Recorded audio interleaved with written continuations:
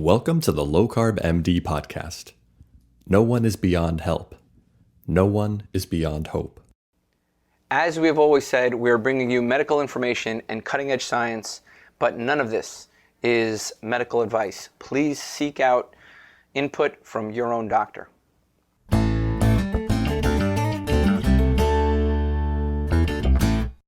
Hello and welcome back to the Low Carb MD podcast. I get an old friend back, someone he actually showed me how to get to Starbucks and how to get to the conference in Utah. I remember that. Ben Azadi. Sorry, everyone. Tro's not here. He had a little emergency. He had to take care of patient care type stuff. So it's me and Ben again. Brian and Ben, we're going to have a fantastic time. We're going to miss Tro, of course, but we'll make the best of it. Thanks for having me on, Brian. Yeah, we'll just cut off each other a little bit and talk over each other and make it like good old days, man.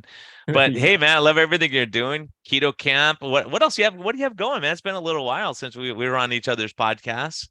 Yeah, we did a nice little exchange, and I'm grateful I got to share the stage with you a few times. I've just been having so much fun, continuously learning and teaching what I'm learning to my students via my academy, my Keto Kamp Academy, and I think you would agree that it's one of the best ways to retain information is to actually teach it to somebody once you learn it. So as soon as I learn something new or a new idea that has challenged my old way of thinking, I'll teach it to my students, and it helps me absorb it and retain it. So I'm just having a good time doing that.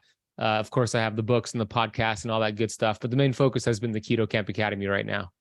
Yeah, and I see you have a lot of different mentors, and I see you dive into different areas, and I love it because there's stuff that I'm looking at like, well, Ben's talking about this stuff. Let me look into it. We talk about gut microbiome and stress and life and all these other things that really impact people. And so I love it that you have an open mind and you look at, and I hear you talking about positivity and having the right mindset and all these other things instead of just saying, here, eat this meal plan and good luck. Right. And so it's this big picture that we're all kind of seeing. It's this metabolic health and not all the factors that are involved. 100%. It's hard these days to just tell somebody to eat these macros and practice this intermittent fasting schedule. Yeah, that might work for a small percentage. They might get some great results long term, but there are so many moving parts, especially in this day and age. And I really believe a big part of that is the mental game, what I call the mental six-pack. And we want to work on that mental six-pack because the results are going to come from the thoughts that we're thinking every day, that subconscious mind that's running the show. So a lot of people are consciously making a decision to change and eat better and do keto and do fasting, but there's something subconsciously that it's embedded there through their lifetime that sabotages them. They'll take one step forward, two steps back. They'll focus on all the things that are not working for them. They'll let their environment influence them to stop doing what they're doing, and they haven't built the mental six-pack. So I have found that when we focus on that mental six-pack, everything upgrades and it becomes easier, not easy, but easier to get the results that we want. So I love talking about the mindset component to it. It has helped tremendously for myself, and it's the main focus for what I teach nowadays. Yeah. What are some things you've learned over the last year or so? I mean, what are some big things that you're kind of going, wow, this is kind of interesting, or I'm seeing benefits from people doing this? One of the biggest things that I've been continuously learning about is what I call vitamin G, the practice of gratitude. I call it vitamin G because I really believe it acts like a vitamin, like a supplement.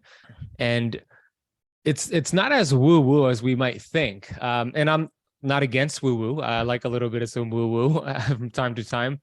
But there's a lot of research on vitamin G. I just did a lecture for I work with a few doctors like Dr. Mindy Pels and Dr. Pompa, a few others. And every Tuesday, we hop on a call and we either do case studies or one of the practitioners presents on a topic. So I presented on the topic of vitamin G.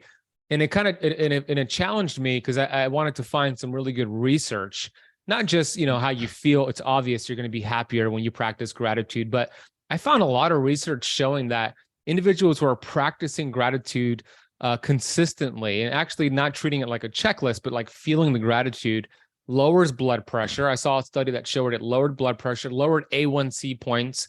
And of course, it's just going to help you feel better. So gratitude has been such a huge thing for me. And when we think about the brain, this fickle little device we have, we know that there's a part of the brain called the reticular activating system.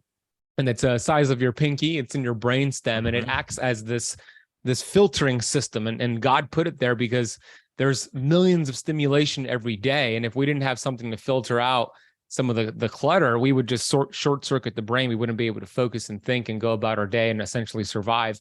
So the RAS is filtering out what we have taught it to filter out.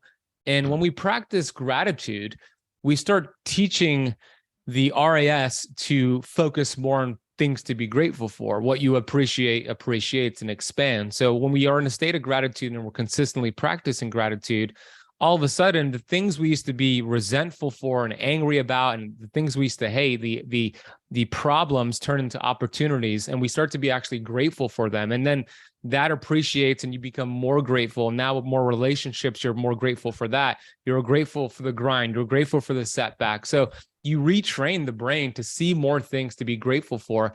And that RAS could be trained the opposite direction, which is you're seeing all the things that are not working for you. And then you get more things that you perceive that are not working for you. So for me, Brian, it's vitamin G has been a hell of a supplement that I recommend we take every day. Man, I love hearing you say this too. I mean, we're such of the same cloth this way. And I've noticed it being a primary care doc all these years. I know some people in the first 3 seconds, I can tell what's happening in their life, right? Before they even really say a word, I can tell body language, the look, the smile or not lack thereof. And gratitude, I would say is the most important ingredient here, and I see it. I just did 2 podcasts with people that went with me to Guatemala, and gratitude was such a huge thing because they saw how grateful the people were for everything. And then they were grateful because they realized how good they have it.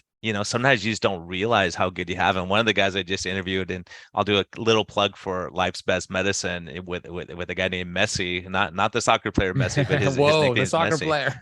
But he grew up in Afghanistan and saw like the war and all the terror that happened. And you had to drop out of school in 7th grade to help his family. And they had to run off because of the political unrest to Iran for a while and then come back. But his life of saying, hey, I grew up in Afghanistan, but then when I started working, he started doing some work with the military, the US military, because he became a welder and a translator.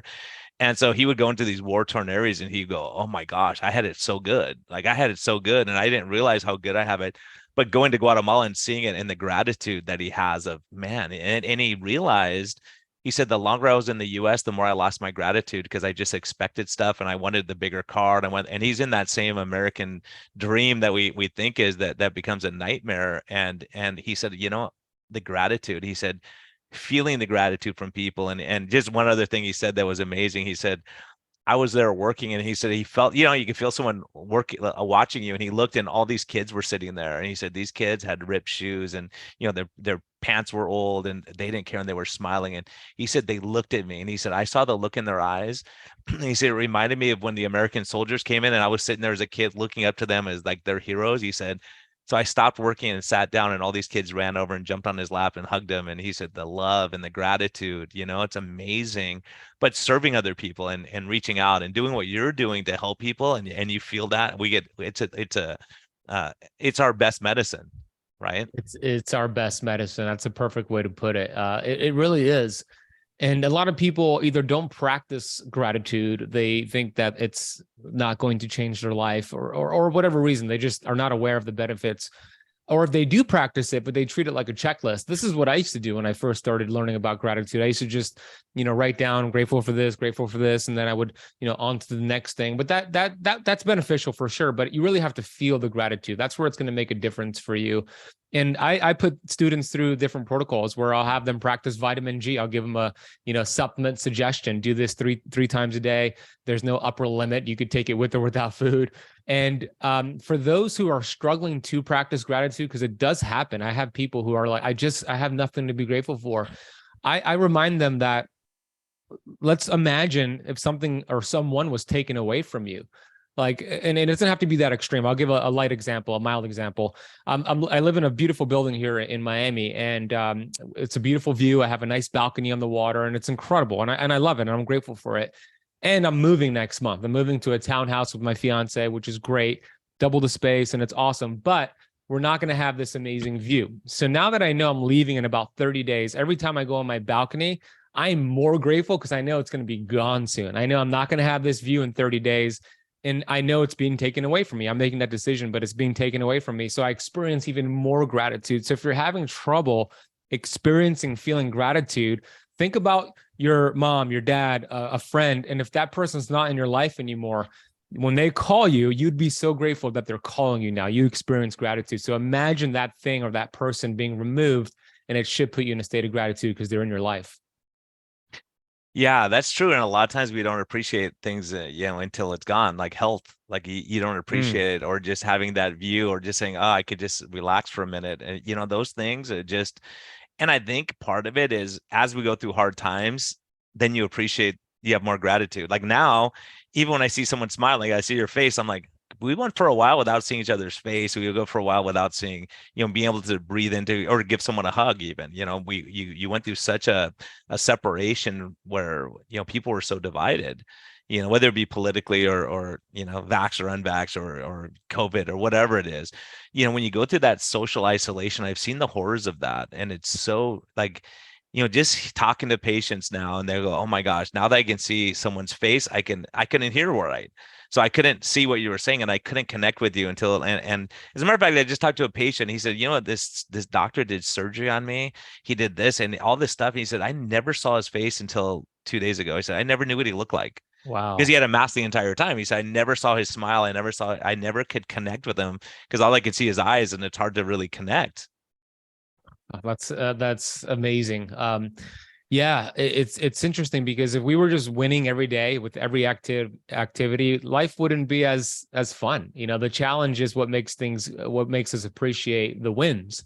If you won every single day and you won every single thing you were doing, it really wouldn't feel as great as if you had those challenges, and those downs help you appreciate the ups even more. So the fact that we're able to see each other's face now and hang out in person makes us more grateful because we couldn't do that for quite some time. And it really is those challenges that we get to find actually what we are appreciative of. And it's a beautiful thing. Yeah, and it's hard to imagine, certain things. It's hard to imagine. Like again, you don't appreciate it till it's gone. Like you hurt your knee, and you're like, "Gosh, I used to be able to run. Now my knee's hurting all the time." Or, I used to really enjoy certain things. Now I can't do that anymore. And so a lot of times what we do is we focus, and that's one thing I've noticed in patients too. I've had people injure their little pinky finger, and then they're like, I can't work, I can't do anything anymore. And then there's other people that have major stuff going on. They're like, you know what, I'll get through it. It works out. I mean, people struggling with cancer, they have a positive attitude. Yeah. They just do better.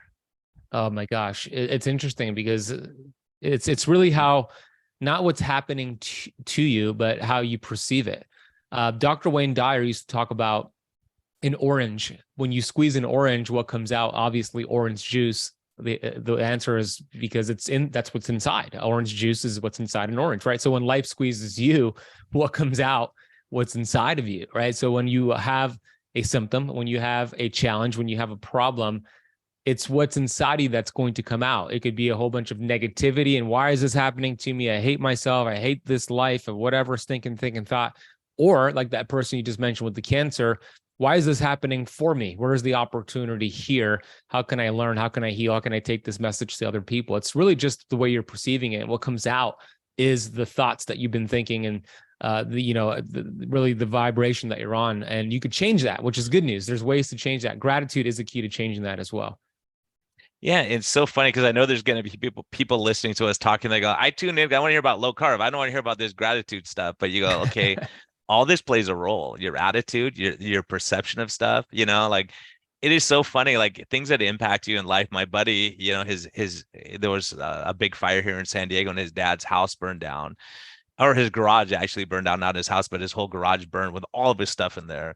And his dad just sitting there with his arm folded, looking over the scene. And my friend's like, I didn't know what to tell him. It was like, oh God, what do you say? All of his stuff got burned. And so he stand there and he goes, I'll just be quiet till dad says something. His dad looks at him like, man, can you believe this? And he said, yeah, I'm so sorry, Dad, that you're going through this. He goes, no, I've been worried for the last couple of years of getting rid of all this garbage and all this stuff I'd have to do. He goes, now I don't have to worry about that anymore. And he just had such a good attitude, and he could have kicked the ground and threw stuff at the house and said, this is not fair. And he goes, I don't have to organize all that stuff. I don't have to worry about it anymore. And he had said that was his attitude in this. And so I've seen people go through stuff, and we've all seen people like that. And you go, I could never survive that. But when you're in the situation, you survive it. Somehow you pull through and do it, right?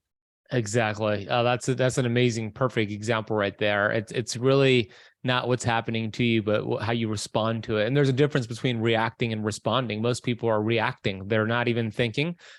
Mental activity is not the same thing as thinking. Their subconscious mind is running the show, and they're just reacting to everything. They're reacting to a social media post, or reacting to your tweets, Brian. They're reacting to things, and they are actually getting a high off of being angry and being pissed off for whatever reason. But you could respond when you take a moment and think about, why is this happening for me? What's the opportunity here? And there's a big difference between reacting and responding. Most people are a thermometer. This is a Les Brown analogy. They're a thermometer where they're allowing their outside circumstances to change their temperature. What we want to be is a thermostat, where we actually change the temperature from the inside.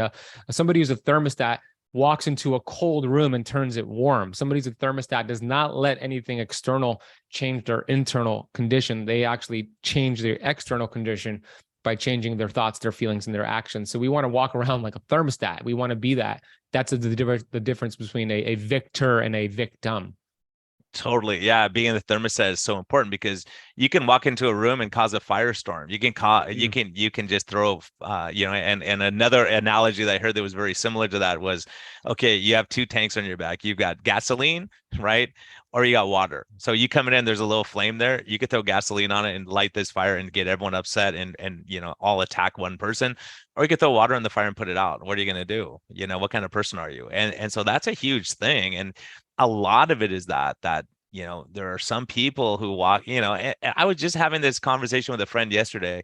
It's like, how come on social media, there's some people and you see all they do is attack everyone, like constantly attacking people.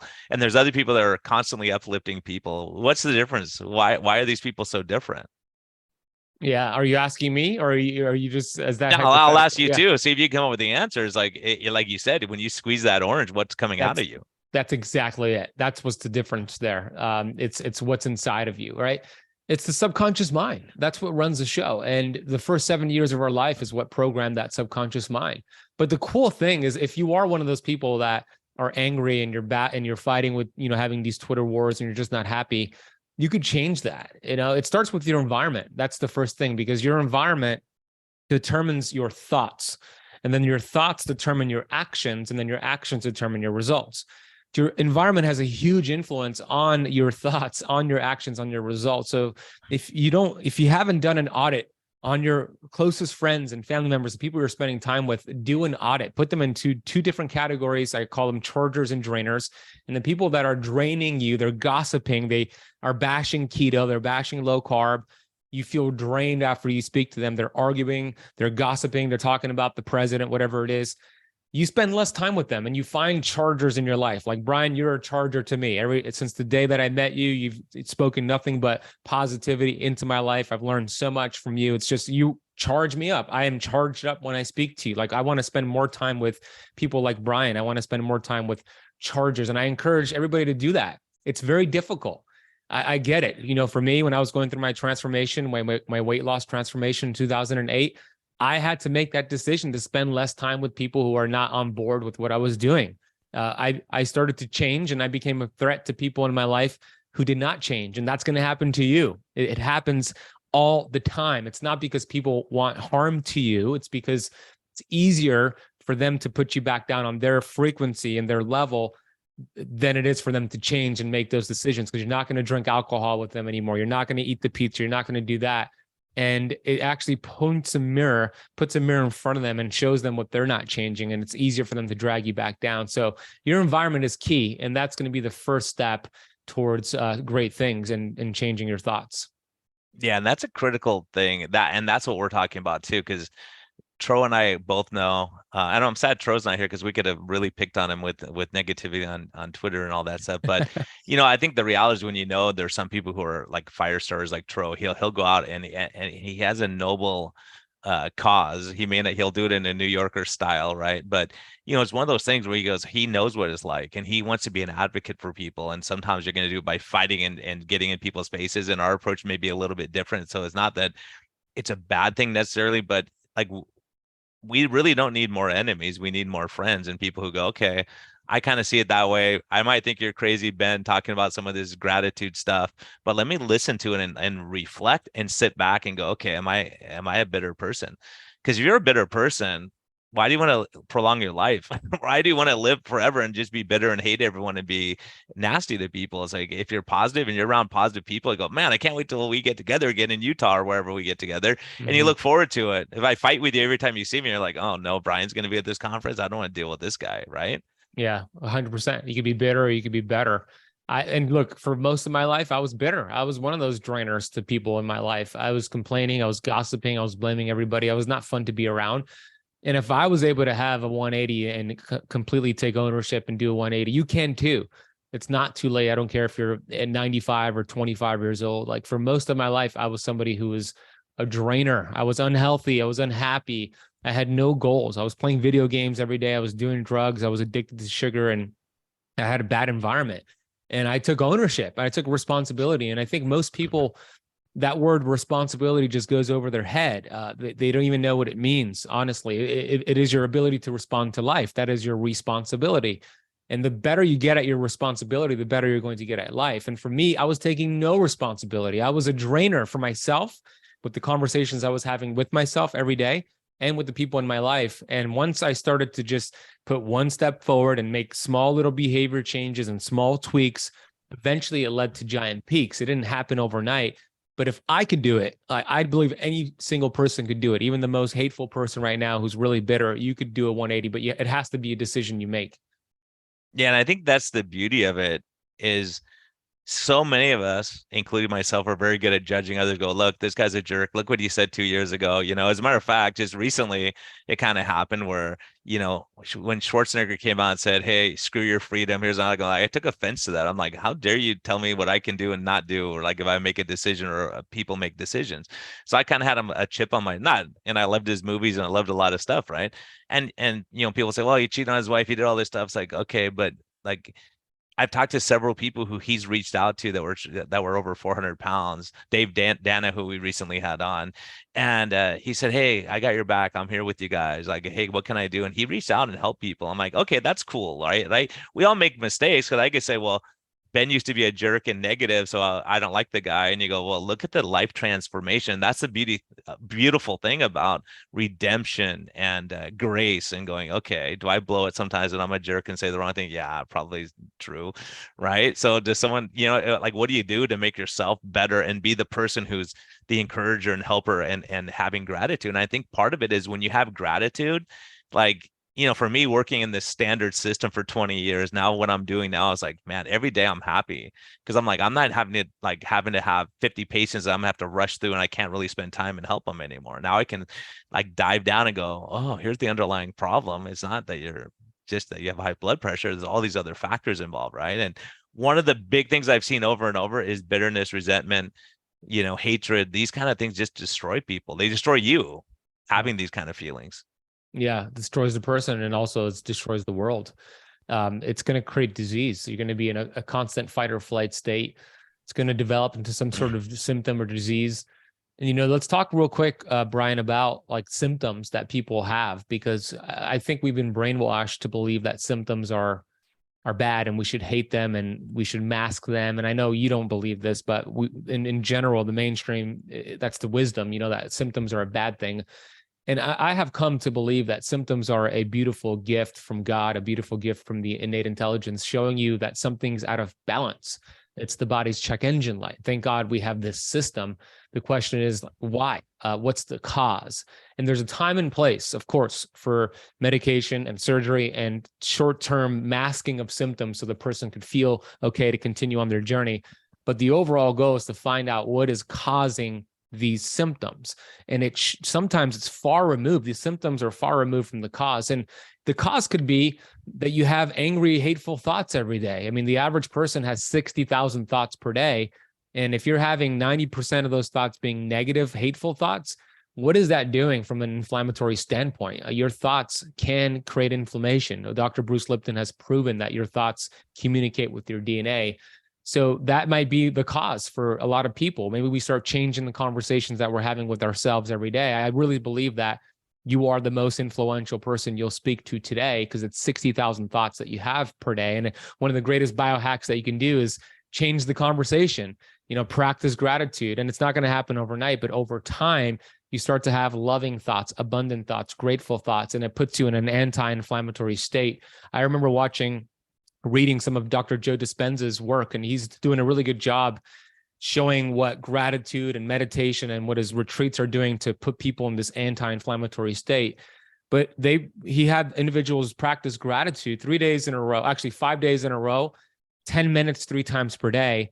And he put them through MRI scans, and he saw 1,200 chemical reactions take place, like oxytocin, GABA, serotonin, all these anti-inflammatory chemicals and hormones that took place instantaneously when they're in a grateful state. And it's free. We could practice that right away. And for a lot of people, I believe, why they're having symptoms and why they think they're doing everything right with their nutrition and fasting, but they still don't feel well, it's because of the stinking thinking. Huge. It's huge. I know surgeons who won't do surgery on people if they feel like it's not going to help them, like a knee replacement. I know a surgeon goes, I'm not doing their surgery unless you believe it's going to help you, because if you think it's not going to help, it's probably not going to help. He goes, it's amazing. And he goes, Brian, there's truth to this. And so it's your attitude on all this stuff. Or if you start a new lifestyle and you go, oh, I probably can't do it, or I'm probably going to blow it, I'm probably not going to be. And this, like you talked about these 60,000 thoughts and how many negative thoughts we have towards ourselves. Like, I can't do this. So many people, I can't do it. Well, why can't you do it? Right? I mean, why can't you give up bread for a day? Is your life dependent on that?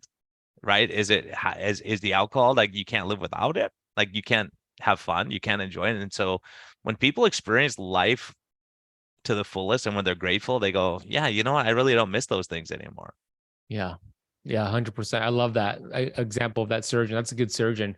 Belief is so important. I think it's one of the most vital things out there. I mean, we've all heard of the placebo effect, right? There's a lot of truth and power in the placebo effect. I never downplay the placebo effect.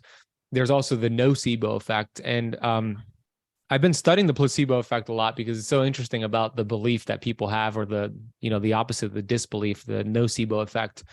The placebo effect, I was reading about it, and it originated in the 1930s when Dr. Henry Beecher was working a medical unit, a medical tent during World War II with these American soldiers were getting shot out and bombed, and they were having their limbs blown off and bullet wounds, and they were going to the medical unit.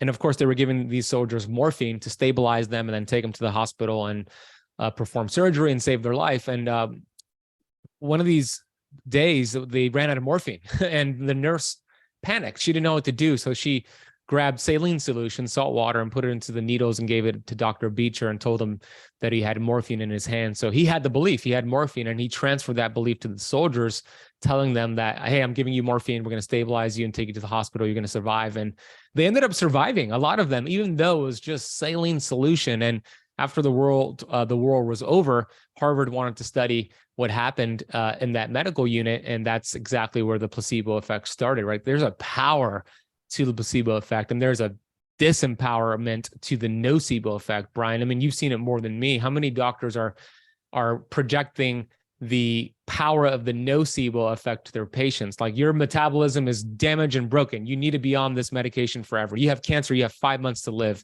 Isn't it crazy that these doctors are passing this nocebo effect to these patients? Yeah, you have a chronic progressive disease. We can't do anything. Here you go. Like, nothing we could do. You'll never come off insulin. I hear that all the time. And people come off insulin. They go, I want to go back and tell my old doctor he's a jerk, right? And I go, well, he doesn't know.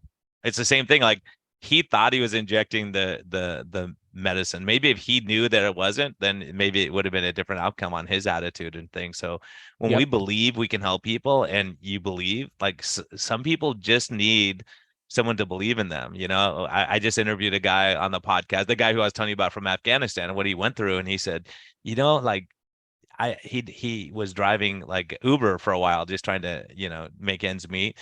And he said, you know how many people just need someone to hear them and talk to them? He goes, I was like a therapist. He goes, people were crying and hugging me and thanking me. He goes, I could have just driven them and not talked to them and just, and I've had that happen.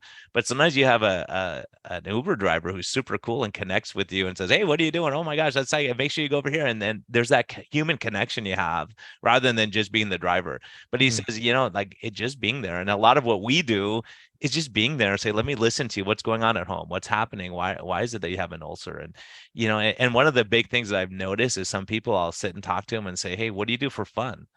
And they're like, it's like I asked them the most difficult question on earth. They're like, fun? Like what? Like what's your social network like? Social network? I work and I go home. And I get in my garage and I close the door as fast as I can so I don't have to talk to my neighbor. And so when you disconnect like that, it's really hard. And when you're somewhere where you have community like what you're building and what we're building, like so many times I hear that my patients go, man, that Zoom meeting last week saved my life. I was on the edge and someone said, hey, I'm going through the same struggle as you. And they connected. Yeah, we're social creatures. We are. Community is so important. And it's amazing we could have this without being there in person. Of course, being in person is probably the best option, but Zoom, StreamYard, whatever platform to connect like that is so special. And I always tell people, like, find your tribe. When I'm doing master classes and YouTube videos, et cetera, I say, look, I'd love for your tribe to be our tribe and join us, or somebody else. Maybe it's Dr. Brian's tribe, or maybe it's Dr. Ken Berry's tribe. But find a tribe and stick with that tribe, because it's so important. You're right, because a lot of people feel lonely. To your friend, that you interview with the Uber driver, like a lot of people are lonely. So find your tribe. That's a big takeaway from the conversation so far. Find that tribe and stick with it. Yeah, and the other big thing is finding your tribe in a way, like Dave Dana, he showed up, he was over 400 pounds. He said the first time he went to the gym, he was like, stressed out. He didn't want to go. And then like he goes, everyone was cool. Like everyone said, hey, here's how you do this. Let me help you with that. And when people are cool in your tribe, because as the thing I've always noticed about tribes that becomes an issue is like, okay, you're not a purist, you're not doing it the right way, right? If you're a Christian and you do this, then you're not a Christian, or you do this. And so you get into this point where you go, oh, someone posts a picture of their steak and they have some asparagus next to it, and people are like, oh my gosh, you're eating asparagus, why are you doing that? And it's funny because I kind of observe those things when people post their picture of what they're eating. People go, you're eating on paper plates, you do know there's chemicals in that, and what can I? And so people get so focused on him saying, hey, did you enjoy it? Did you have a good time? Okay, yeah. Cool, right? But we get into that point where we say, okay, I'm more pure than you, and then you're not doing it right, and so there's so much judgment within a tribe sometimes too, and you go, gosh, you're tearing the tribe apart. Like it doesn't really matter if we agree on 99% of this stuff. Don't focus on the one that you disagree on necessarily. Yeah, I see that too. And it boils down to the leader. The leader has to let them know, like, this is a no negativity zone. I always tell my students, like, no negativity allowed. And if somebody has stinking thinking, of course, we're going to allow them to come into our tribe. We want to retrain them and get them into a world of abundance. But if they don't make the decision to change, they're not going to last. It's a natural byproduct of, you're not going to fit in. And that's just the truth until you're willing to change those thoughts. But you're right. We're programmed to see the negativity.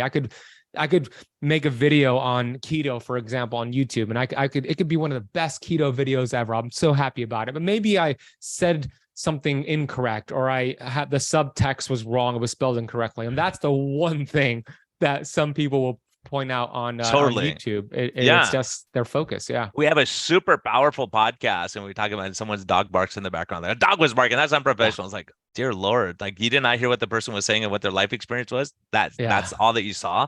But that tells you that negative thinking is how they go through life, and they're looking for the flaw in everyone. It's like pull the plank out of your own eyes so you can take the speck out of someone else's. And it's so true, and you start realizing, man, there's people that's, and I don't hold it against them. That's how they see the world. They're looking for your flaws because you go, it's the same thing as I've always been amazed. Someone loses 100 pounds and takes a picture and they go, look at all that flabby skin you have. That's disgusting. It's like, do you not see that they lost 100 pounds and they've changed their life and they're healthy and thriving? But that person who's acting that way is the person who's not happy in their life, because that's the juice squeezing out of them, like you said. Exactly. You can see that, and you see, gosh, everywhere you go, you have venom. You don't bring healing. That's the RAS. They've trained their RAS to see the negative, to see the bad, and they hang out with other people that have a similar RAS, and it just makes it stronger and makes those you reinforce that. You reinforce those connections. Try that. And all I you see. love it, man. I love it because I've been to like dinner parties, and someone will say, my wife, she always does this, and my wife does, and then you hear all the guys going, my wife, like the bad stuff, and then it gets to me, I'm like, man, I'm pretty fortunate. My wife's cool, and we have fun, and we laugh, and like she helps me out. She puts toothpaste on my toothbrush at night before I go to bed. She does kind stuff, and then all of a sudden it ends because people look around and go, oh, I don't want to be negative now, right? Yeah, I Then someone love will it. go, yeah, my wife really does nice stuff with the kids, and then you start changing, like you said, you change the temperature of the room because we can always complain because I've had that where patients coming in, they're in a disaster marriage, and I'll say like, so why did you marry that person? And then they light up and they go, well, he used to tell jokes and he was so friendly and then over the years he's just changed. I'm like, how have you treated him? And then you start getting into this whole thing and you realize like trying to outserve the other person or being kind and decent. Like when someone does something nice for you, you don't go out and attack them and treat them poorly. You go, that was nice. Unless you got some serious pathology happening. Most people appreciate when you say nice things. So if I'm talking bad about Keto Kamp all the time, you're like, why is Brian attacking me all the time? Like, it's amazing. I've seen that where people attack each other. Like, if you sat down with that person, you guys would really get along well. Like, why Yeah. are you attacking them? Because you don't like their approach or you think they're too energetic or whatever it is. It's so easy to rip people down and it's so hard for people to build each other up. Oh, so true. Yeah, you was a perfect example of the dinner party you just mentioned. A thermostat would do that, right? You would change the temperature in the room. What you just said about people online being, these bullies, maybe think of Lane Norton. I know we've talked about Lane Norton before, but I was just at Low Carb Denver. Tro was there. He spoke and he was brilliant. And Lane Norton was there too. And I got in late, so I didn't get to watch Lane, although I did watch it online later. I just wanted to see what he spoke about. But I was looking for him the whole weekend because I wanted to meet him in person, even though he's made, I don't know, 6 or 7 videos about me. He's been super hateful. His whole tribe has been hateful. I wanted to meet him in person. I wanted to look him in the eyes. Maybe you can give him a hug if he was open to it and find out what he's like in person, because I think it's a completely different scenario with him seeing me in person versus like being a keyboard bully or whatever. But I didn't get to meet him because he wasn't there for much long. But that's the point. I wanted to meet him. Yeah, and I think sometimes like when you meet someone, you get to know them. You go, okay, like you, I didn't know you, right? And I meet you, and you're like, hey, it's down this way, and I'm like, oh, that's nice. And you said, let me walk you down there, whatever. Just being a decent person. I saw the way you interact with other people. It's like, okay, I want to be around people like that. That's what the tribe I want, right?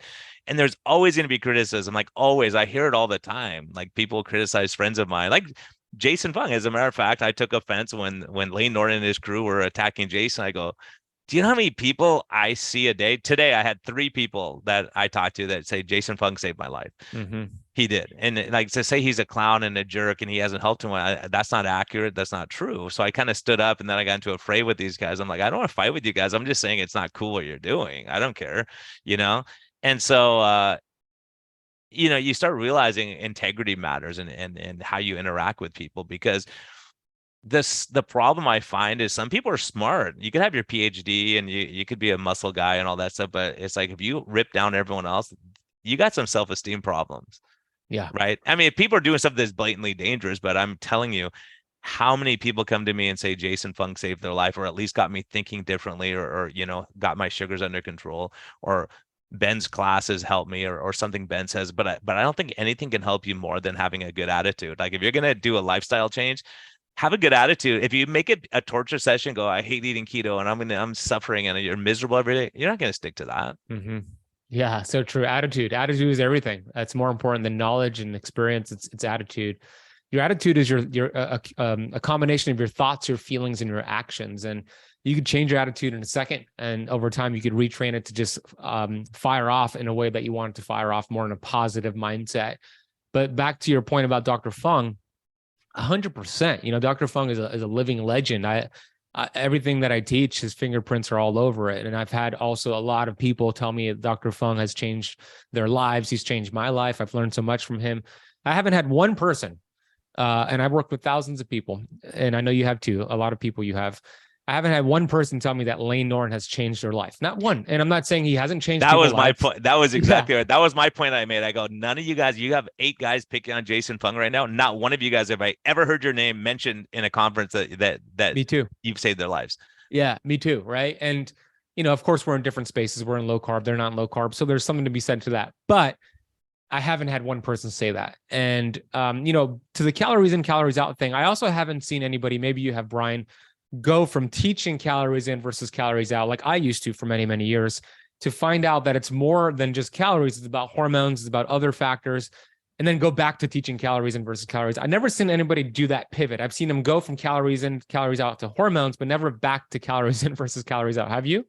No, I honestly haven't. And I think, the other thing that's important too, critically, that you raise is when I hear you talk about Mindy Pelz, I've had her on the podcast a couple of times, love her approach. And my wife came to me and goes, "What do you think of this Mindy Pelz?" And I don't know, she's probably nutty. Let me read her book and listen to her. And I'm like, oh my gosh, she's spot on. And when she talks about oxytocin levels, it really started getting me thinking, because I observe stuff, and sometimes as clinicians, we observe things and go, "Gosh, why am I seeing this?" Like, I would see carnivores being happier and doing better, and their depression gets better. And I saw low carb people quit drinking and smoking pot or whatever it was, being happier in the relationship, less pornography even, right? Tro and I got very controversial in episode 13 of the podcast, and we got lambasted, but you look at it and go, we were right. And the data is showing that. So what's missing? What are you trying to cover up for stress? What your life? What are you missing? And part of it may be this whole gratitude part that you're talking about. But I saw when people were stressed, their sugars go up. When they're stressed, they're more likely to stress eat, right? Obviously. So if their stress gets better, their stress eating gets better, the binge eating gets better, all these things start getting better. Your sleep gets better when you're on the right path and when you're happy and content, and you go, I don't have it as bad as the next guy. And so I think what you're talking about really fits into what she's talking about. As an example, a perfect example, I'm in Guatemala for 11 days. My buddies live there, and like people I haven't seen in 3 years because of the lockdown, I couldn't go do clinics, but we're laughing. They're telling stories when I used the wrong word in Spanish and what they did dumb, and we just had a blast laughing. But they go, "You got to try this Guatemalan dessert we made. Hey, I made this cookie for you." I'm like, oh gosh, I don't want to gain weight, but I'll whatever. I'm here, whatever. So my workouts were down. We went for walks. We did little stuff and had a great time.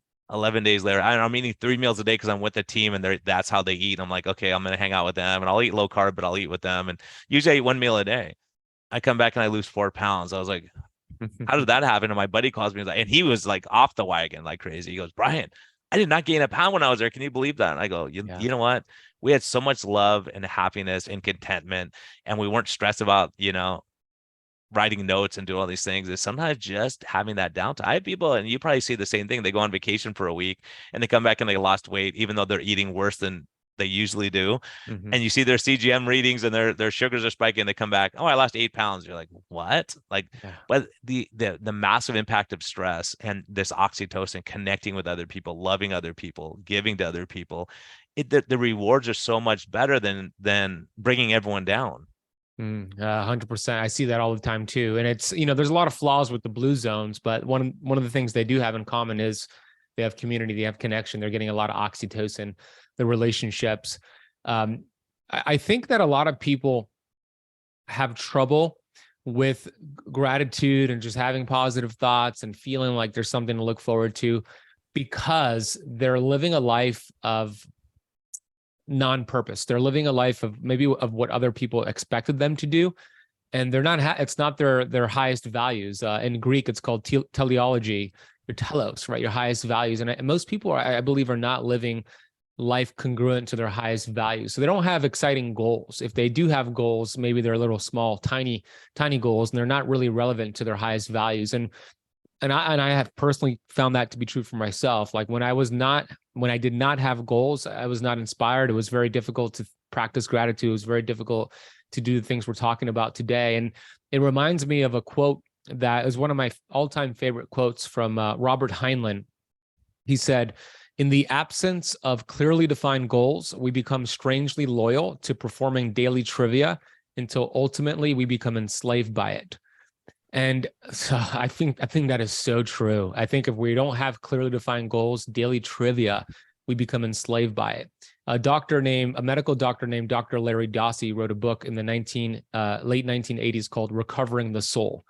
Just the title alone inspires me, right? But I read the book.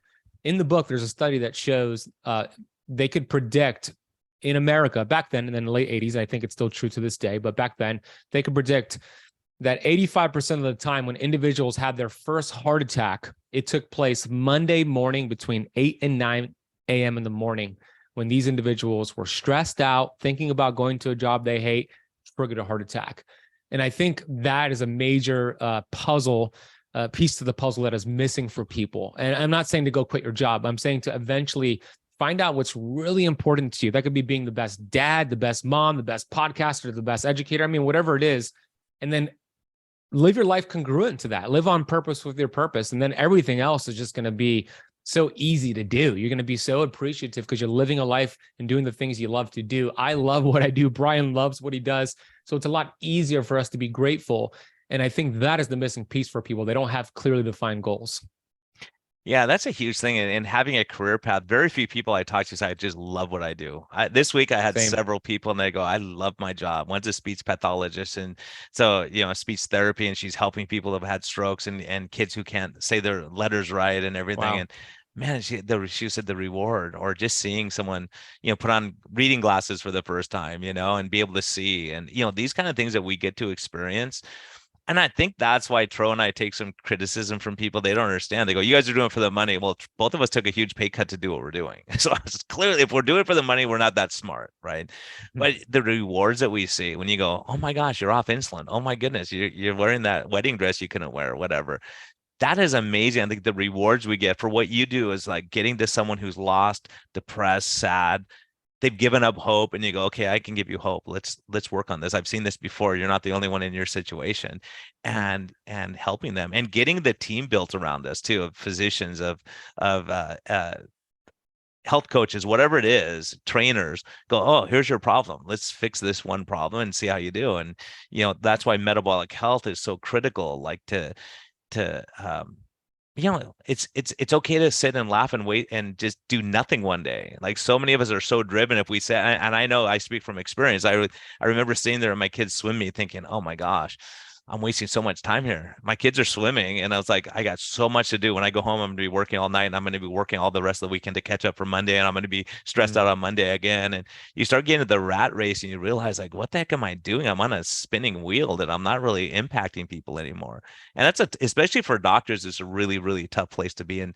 That I just interviewed another physician this morning, and she said, what they're doing in her system is that they're training doctors to counsel each other type thing. And she goes, we're all suffering, and they're telling us to make each other happier in a system that's killing us.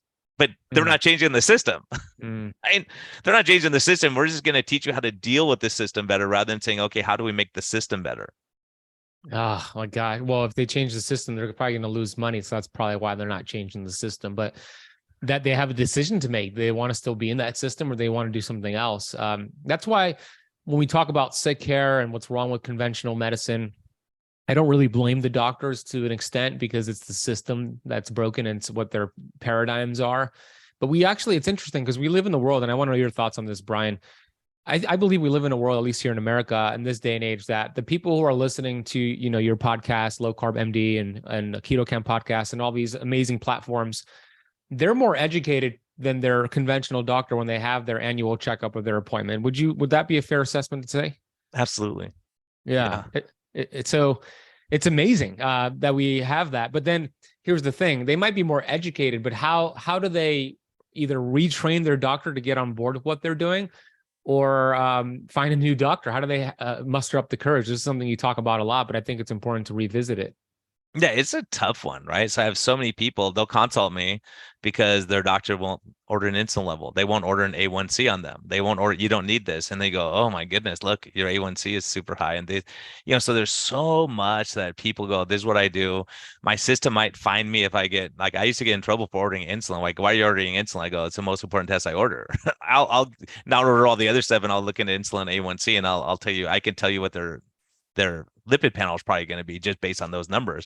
So you guys don't understand. And so you start realizing if you prevent diabetes, the doctor gets paid less, right? You start realizing you're penalized for prevention, because once they get that diagnosis, you get paid more. You can put more coding on. So it's become that. And when you start seeing that, you go, oh my gosh, I don't want to be part of a system where I benefit when my patient getting sicker.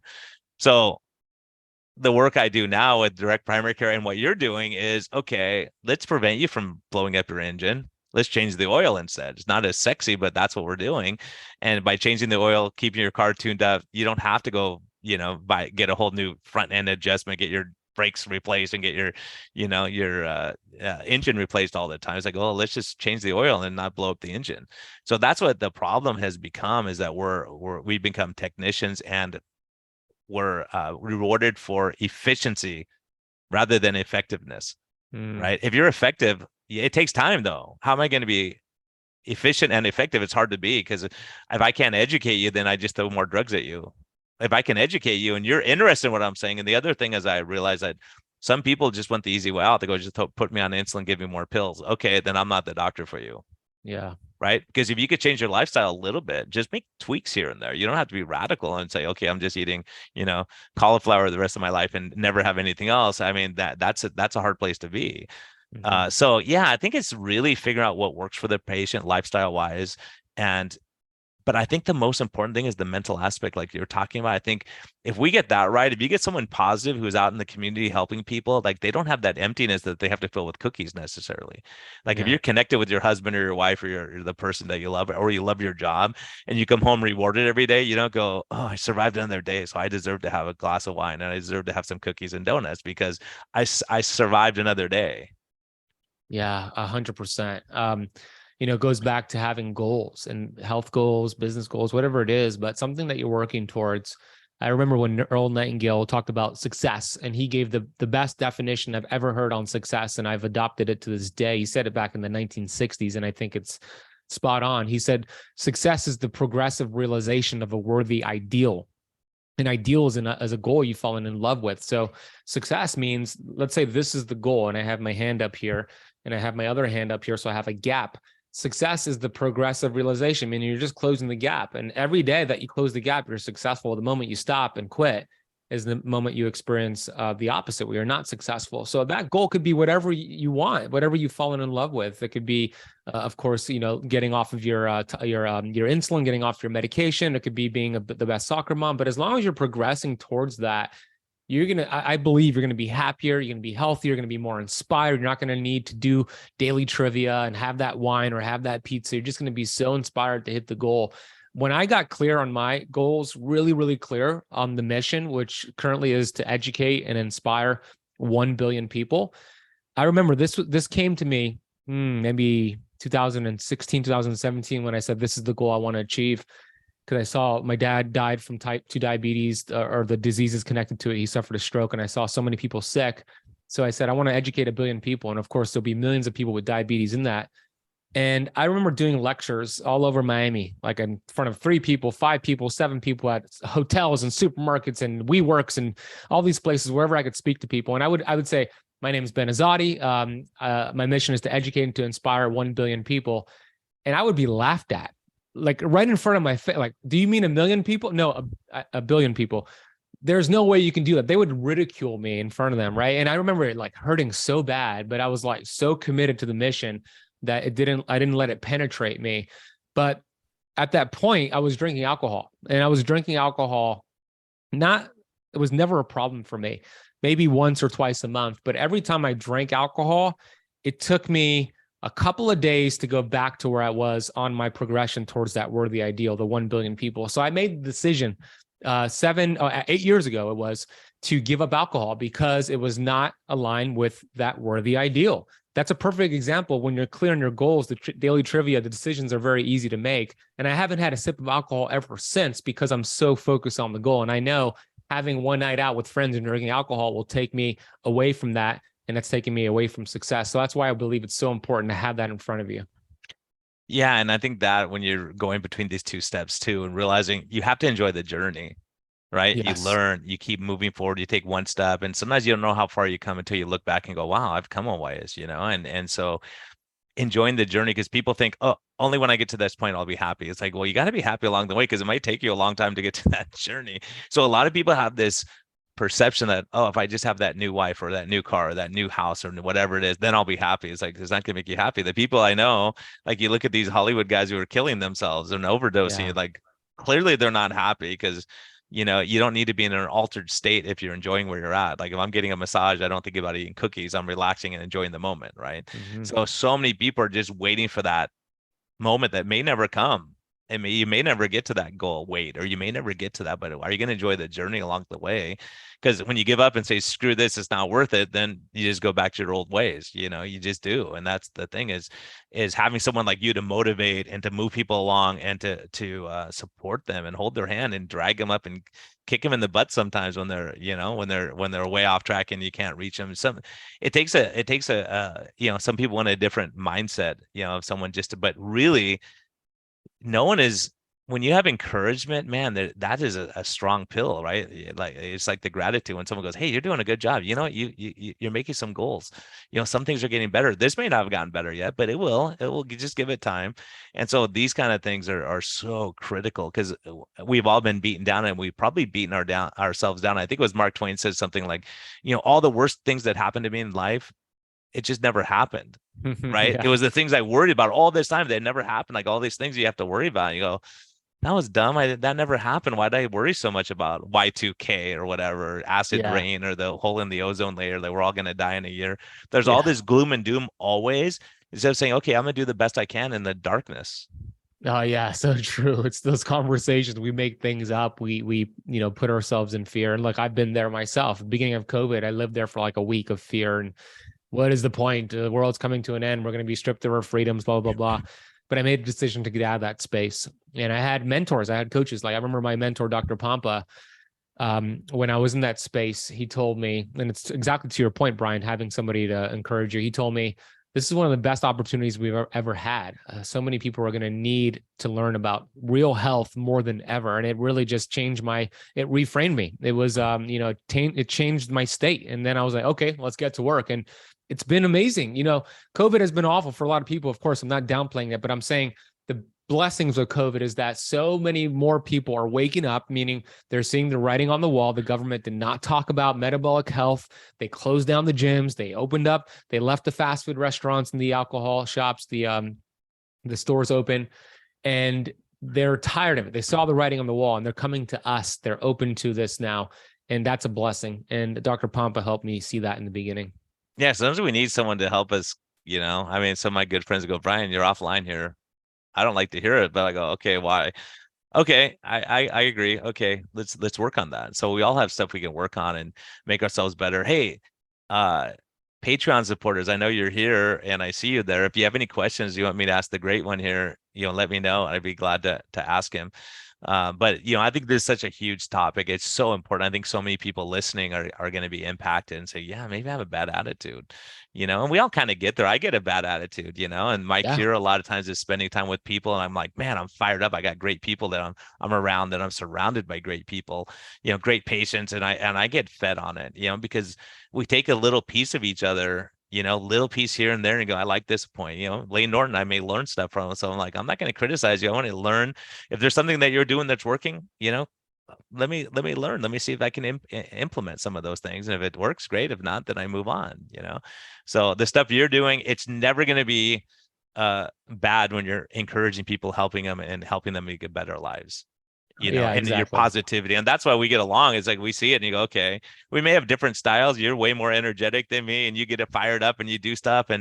But you're spreading knowledge and you're spreading, people need that. They need that charge up. They need someone who's going to be like a motivator and fired up and, and that you've done your research and you've read books and you're distilling information down for people and positive stuff and building people up. I never have a problem with that. Thank you, Brian. Yeah, 100%. And I remember a mentor of mine told me many, many years ago when he saw some of the things, he saw greatness in me when I didn't see greatness in myself. So I know that we have a lot of patients and clients who we know they could accomplish great things with their health, but they don't believe it. And I remember the mentor told me, sometimes you don't have to have the belief, but you could borrow the belief from somebody else until you develop the belief for yourself. So I always thought about that because that's what I did. I didn't have the belief, but he believed in me.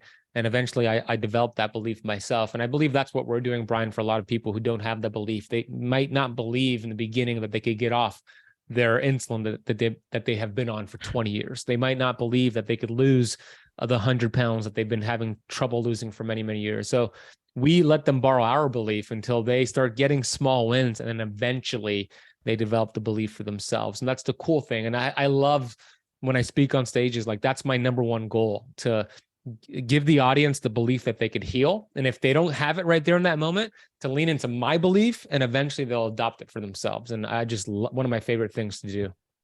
Yeah, and testing it and saying, okay, this is what Ben says. Let me think positively for a couple of weeks and see what happens, right? And trust me, I've tried to go, okay, go a week without saying anything negative, never criticizing someone. That's a rough Very one, because you hard. realize like you're like, okay, can't say Yep. it, right? Even It's with your very, thoughts, though, even like it's going to happen like without you thinking about it. yeah, of course. Yeah, of course. Like, I look at Twitter, I'm like, this guy's an idiot. But am I going to engage? No, I'm not going to engage. I don't have time to engage with you. You're wrong, but I have time to engage with you. So that's part of it, is having that, I think when you're content and you're happier and you enjoy life, that's the juice that comes out of you, right? That's when you have positivity and encourage people and say, hey, good job. Like, I love it. We have some people that they're on the beginning of their journey and they're posting pictures of themselves on the scale and go, okay, I'm doing it this time. I need peer pressure. I need people to support me. And just a little word of encouragement. These people just flourish and they're killing it, and just that hope and belief. And I think this positivity has a huge role in our outlooks and our outcomes, and fighting cancer, whatever you're fighting. I mean, one of the things that was a huge eye opener for me, and the reason I started the Life's Best Medicine podcast, and I sent out a tweet and said, hey, right in the middle of COVID lockdowns, and I go, keep the faith and hope there'll be a better day. And people attack me. There'll never be a better day. It's always going to be like this. Nothing's going to change. I'm like, it's going to change. Like, look, I'm right. We changed, we can get together now and do things that we couldn't do, a year and a half or 2 years ago. So there's always a better day. But if you think there's not going to be a better day, then you just fold up 10 and say, what's it worth? Right. Like you said, like when you went through that, and, the most positive of us go through that. Sometimes I look and I'm like, man, I come back from Guatemala, we have 50 people out helping people, and there's so much kindness. And then you come back and you hear about a shooting where someone shot a bunch of people. Like, what motivated them to wake up that morning and do that? Right. Yeah. And we're out trying to help people, and like, these guys will devastate lives, and there's no positivity. There's nothing good that comes out of it. Yeah. But with the way I look at life is like, your dad going through that, what he went through, what you had to go through with your dad, inspired you on. Because if he didn't go through that, maybe you don't do what you're doing now. Right. We have these life defining moments that are painful, but good comes out of it. You build up, out of the ashes, you build a building. Mm-hmm. Yeah, exactly. Sometimes if somebody's listening right now or watching and they're going through it, like they're going through hell right now, they're in rock bottom. Think about 2 years from now, 1 year from now, 5 years from now, this could be something that you talk about that inspired you to create something that you never would have thought of ever to have created if it wasn't for the pain.